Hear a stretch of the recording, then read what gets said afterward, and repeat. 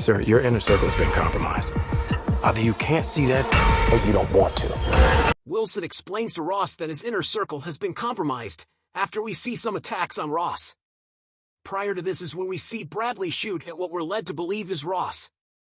What if Bradley was shooting someone working to kill Ross? What if members of Serpent Society or Six Pack, if you believe the latter is part of the movie, have infiltrated the government? It seems like they're taking from the Hydra playbook. Could this be an offshoot of Hydra? There's a lot of questions here without any definitive answers. You don't want to. What is this, a trap? Global power is shifting. We see Wilson with the Captain America shield walking slowly down a hallway, with someone else watching from the rear. Because of the lighting in the room, it's hard to place who it is. It's certainly not WWE's Rollins. This could be actor Danny Ramirez, who plays Joaquin Torres / the Falcon in the upcoming movie. It's revealed after this scene who it is, but we're going moment to moment with this, so hold tight. Let's go! In the comics, after Wilson becomes Captain America, Sam discovers a mad scientist named Carl Malice who works with a white supremacist group called Sons of the Serpent is running experiments on Joaquin to use Redwing, an actual bird in the comics, to make Torres a human/bird hybrid creature. Torres eventually becomes the Falcon after he's saved. And yes, the Serpent Society is also involved in all of this. We also get a quick shot of a laboratory, and there's a chair with straps to keep the person put there contained, and the same goes for the table to the right of said seat. Lots of the tech in the room seems dated, so this room could have been around for a while.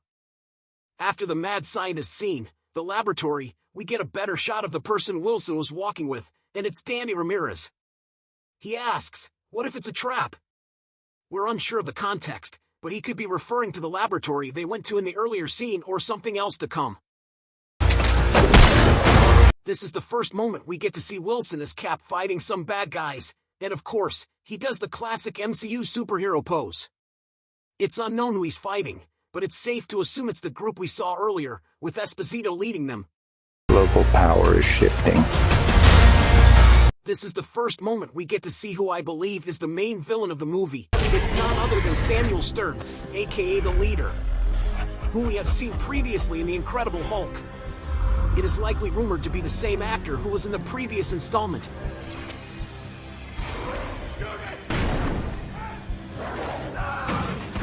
Is shifting. We see Sam lifting the shield, which I believe is the first time he lifted in the movie. In the next scene we see him standing in between two leaders. Based on Sam's outfit, this scene takes place earlier in the movie. It features Wilson, Ross, and an unknown character. Given that Ross is a newly elected president, there's a good chance the man on the left is the vice president. Or it can be the president of Japan, as later we see a lot of action in the area covered with cherry blossom. You're just a pawn.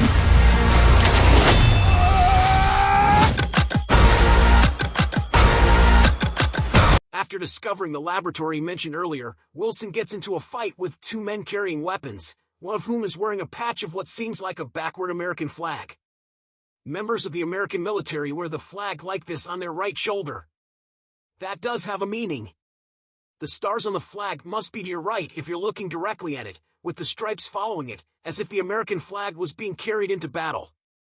It's a sign of a military professional.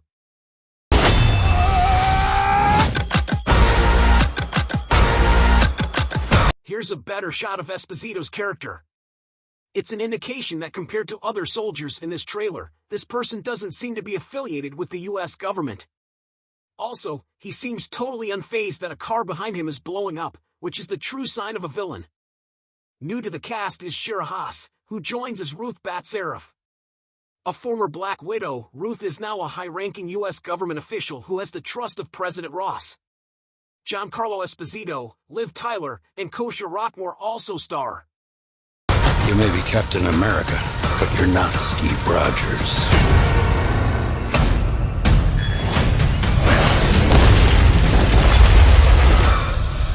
Is it a big action movie without a monument being destroyed?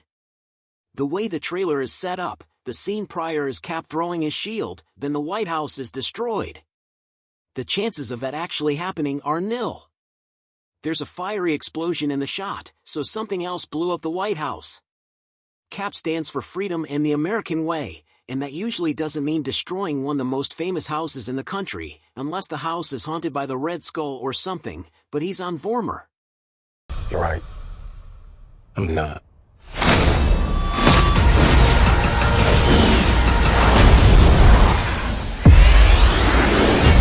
Nothing really to take away from this. Red Wing is still a part of Wilson's arsenal. The suit, from behind, looks so cool. In the comics, the previously mentioned Torres becomes the new Falcon. Very briefly, we see a shot of two flying individuals. That means there's a new Falcon. Hopefully, this isn't a Winter Soldier situation where Torres is brainwashed, or the twist is Torres is behind it all and is the true villain of the movie. Many people would probably just want heroes, with Wilson training the next generation. They're flying together in the shot, so they're probably working together. For the cherry on top, that shot of Sam flying at the speed of sound is epic.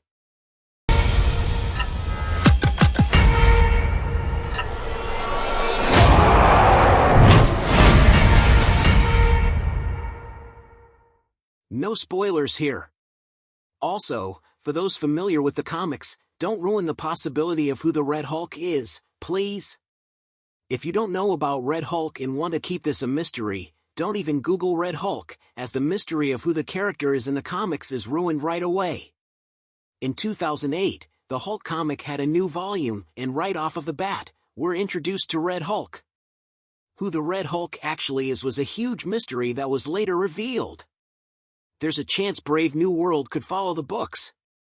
We catch our first glimpse of the character right at the end of the trailer, and the big red monster is smashing Cap's shield into the ground. It is unknown at this time as to the identity of who the Red Hulk is, but many comic fans know who it is again, if this story follows the comics. Thanks for watching. Do like and subscribe if you liked the video. Sorry for not dropping my voiceover as I'm not well. I know the content was a little delayed, but it won't be from now. Love you all. Peace.